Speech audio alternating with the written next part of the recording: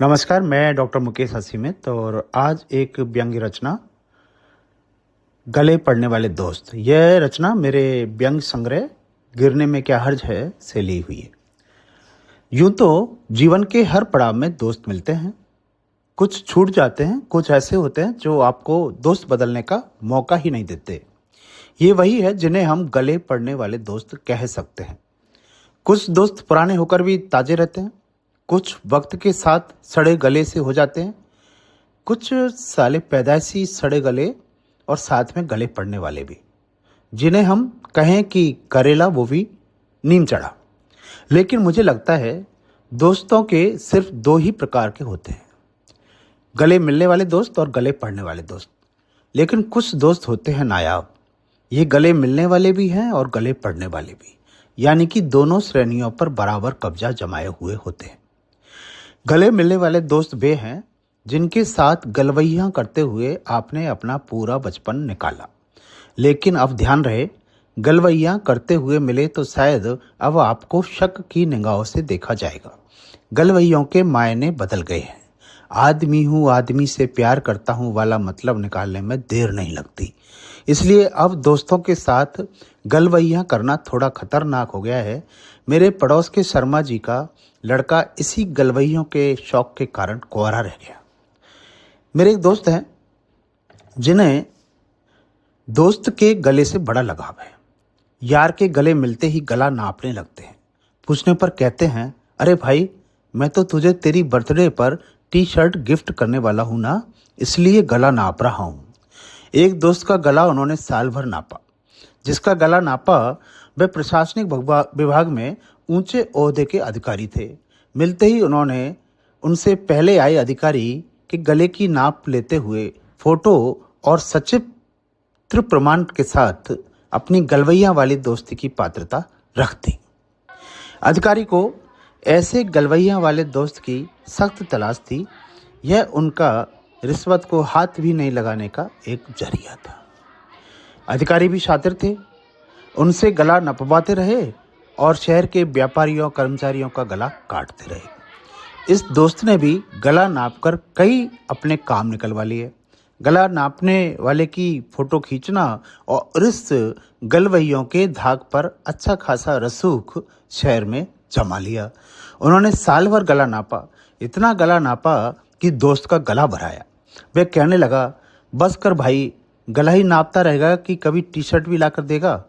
बाद में पता चला कि उस दोस्त का ट्रांसफ़र दूसरे शहर में हो गया और उन्होंने उसकी जगह आने वाले अधिकारी के गले नापने की तैयारी शुरू कर दी है। दोस्त भी वह गला देखकर ही करते हैं जिनकी गर्दन लंबी हो, उन्हीं से दोस्ती। गला काटने में आसानी होती है। जिनकी गर्दन छाती में धसी होती है, पता ही नहीं लगता कि सिर धड़ से लगा हुआ है या नहीं। ऐसे लोगों से दोस्ती करने से क्या फ़ायदा? गलवैया ही नहीं कर सकते।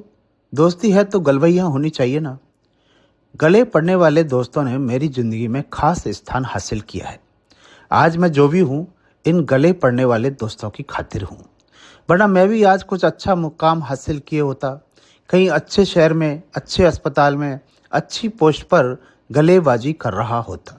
लेकिन दोस्तों ने गले पड़ पड़कर मुझे अपने से चिपकाए रखा। इस शहर को छोड़कर जाने के नाम से ही ये ऐसा विलाप करने लगते हैं जैसे मैं उनका गला सूना करके जा रहा हूँ। इतना विलाप तो कृष्ण वियोग में गोपियों ने भी नहीं किया। हार कर मुझे अपना निर्णय बदलना पड़ा। मेरी श्रीमती जी को गला फाड़ फाड़ कर चिल्लाना भी कुछ काम नहीं आया। इसलिए शादी की क्या तुमसे?